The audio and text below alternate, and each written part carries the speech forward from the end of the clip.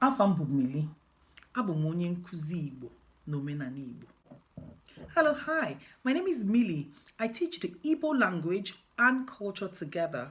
I believe for any students or anyone that wants to learn a language to be successful, you have to learn the language and the culture of the people. I'm from Nigeria.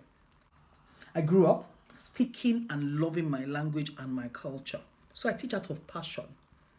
There is a fear that in the next 20 to 30 years, based on statistics, the Igbo language will go into extinction. And I've joined that fight to say no to language going into extinction. What are my hobbies? I love traveling. I love watching movies. And finally, I do love trying dishes from different parts of the world.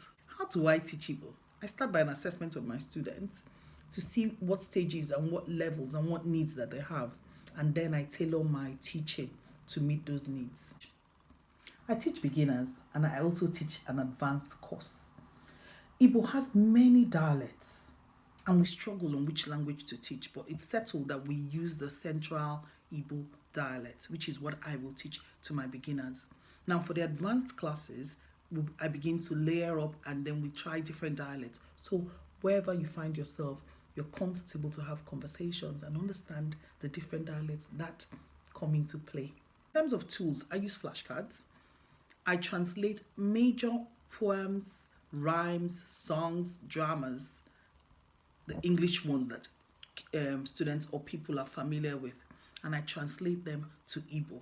I use also the modern foreign language curriculum as a guide. So in Igbo language, tone and accents matter, but most importantly, context.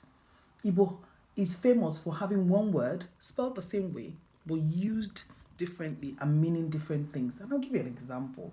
Aqua, spelled A-K-W-A, will be aqua can be a cloth. Aqua is egg.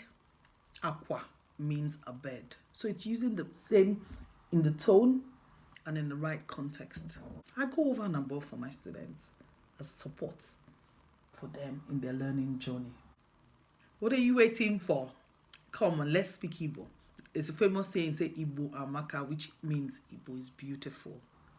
Let's not let Igbo go into extinction. Join my class. I'm looking forward to your learning experience. I'm meeting you and learning one or two things from you. So as a teacher, I don't only teach, I learn. Come and let's start this learning journey together. Thank you.